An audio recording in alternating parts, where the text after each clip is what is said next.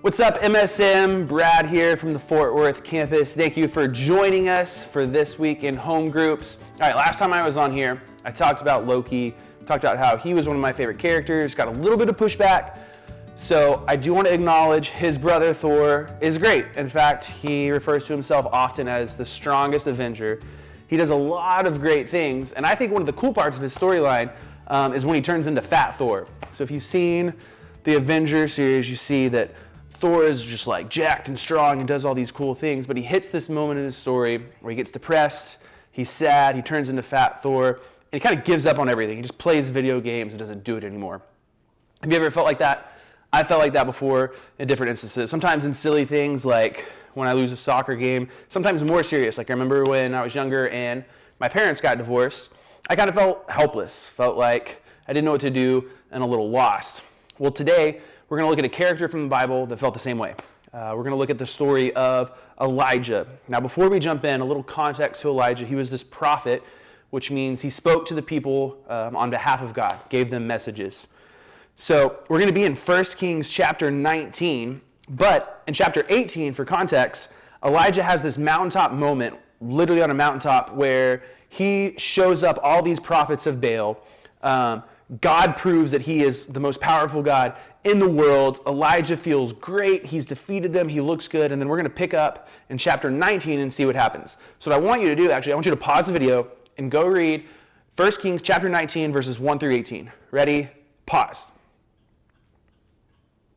All right, hopefully you paused and then you went and read it and you read the story, and you'll see this is an interesting story because kind of like Fat Thor, Elijah's feeling really depressed and sad, and he's freaking out. When you read this, probably a couple things stood out to you, and I want you to talk about these things in your home group. Talk about what stands out, what things highlighted. There's a few things that I think I want to acknowledge that I think we should look at and discuss. Number one, sometimes you just need to take a nap and have a snack. In the story, Elijah is freaking out. He's upset. He runs away. He's hiding. And then it says he slept. And God sent angels to take care of him, and he ate. And sometimes we need to do that. Sometimes we get hangry or just really tired. And I think that's something that we need to pay attention to here. Second, we need to remind ourselves daily who the ultimate provider is. See, in chapter 18, right before this, we see God show up in a big way, mountaintop moment. And then the next chapter, Elijah forgets it. We're the same way. We need to remind ourselves that God is a God who provides. He provides for us. Elijah saw him provide in so many ways. The Israelites had seen him provide in so many ways, yet we forget. So we need to remind ourselves often of this. Next, we need to be in a place where we can actually hear from God.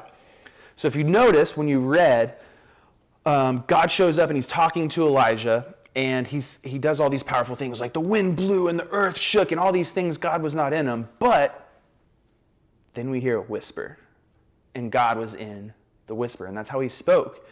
And it just got me thinking about my life and how sometimes I'm so distracted either by my phone or my friends or just not stopping and being still or quiet with the Lord that I'm not even in a place where I can actually hear God. So the third point is I think we need to try to create spaces and situations where we can actually hear from God. And lastly, I think it's important to recognize here that in our weakness, God is made strong. See, Elijah was in his weakest moment. He's on the run, he's scared, he's freaking out.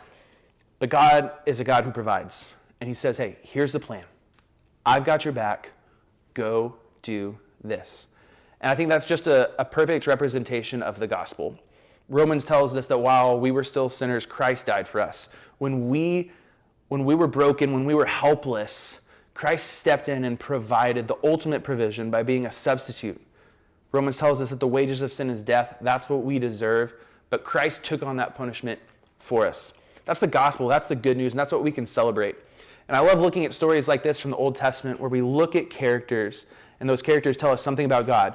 God's a God who provides. And it points to the gospel that Jesus provided us salvation through his life, death, resurrection.